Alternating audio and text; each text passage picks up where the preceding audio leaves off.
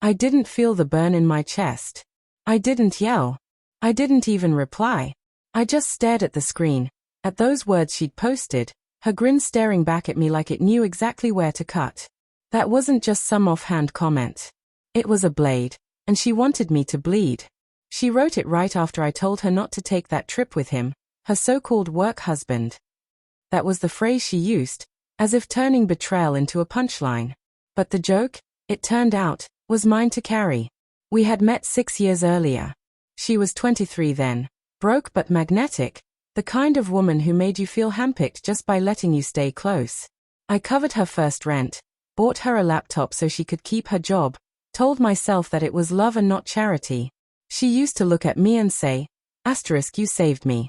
I'll never forget." But people forget.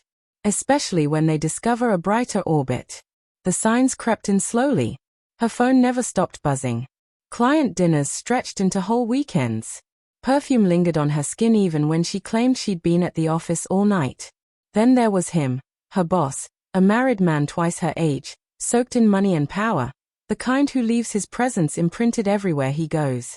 She spoke about him constantly, laughed too hard at his stories, defended him like it was instinct. That was my proof, though I couldn't admit it yet. I needed something undeniable. So one night, I searched her bag. Hotel receipts matched with her trips.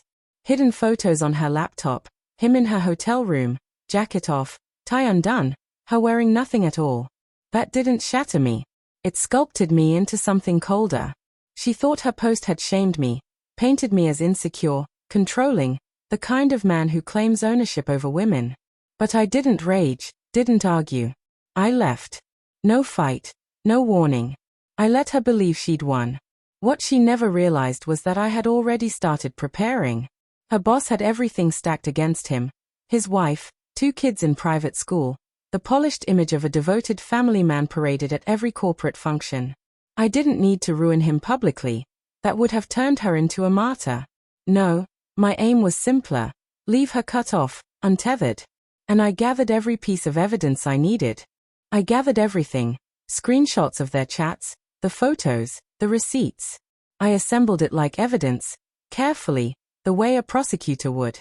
Then I tucked it into an envelope and sent it to the only person guaranteed to use it with precision, his wife.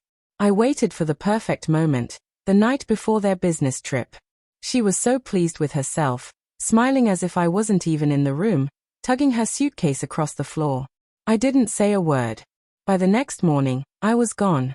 My clothes, my keys, even my toothbrush, all of it vanished. The only thing I left behind was her smug little post online about her newfound freedom. And then came the call. I wasn't there to hear it, but I can picture it. She was probably still under the covers when his name lit up her screen. She must have smiled, thinking he was downstairs, waiting to sweep her away. But instead of sweet words, what came through was rage. Panic. Because by then, his wife knew everything. She had seen the texts, the hotel reservations, the pictures. The empire he'd built on family values crumbled overnight. She threw him out, took the kids, froze the accounts, and, just as I hoped, she called the board of directors. Overnight, the man became untouchable, radioactive. She tried calling me, over and over. At first, her voice was sharp with insults, pathetic, she called me. Then it shifted to fear, telling me I had ruined her. Finally, desperation, pleading, begging me to explain. I never picked up. I didn't have to.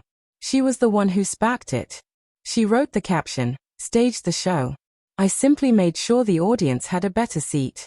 People sometimes ask if I regret it, if I feel bad for tearing apart 2 lives. But here's the reality, he'll survive. Men like him always land on their feet. He'll resurface in some executive office in another city, wearing another polished smile, as if nothing ever happened. She won't. She's radioactive now, to her career, to her friends, to anyone who runs her name through a search bar. The internet has a long memory, and so does the corporate world.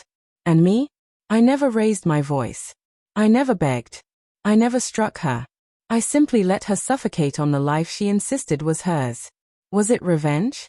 Not really. It was correction. Balance. She claimed I thought I owned her. But the only thing I held was the truth. And the truth alone was enough to set fire to her world.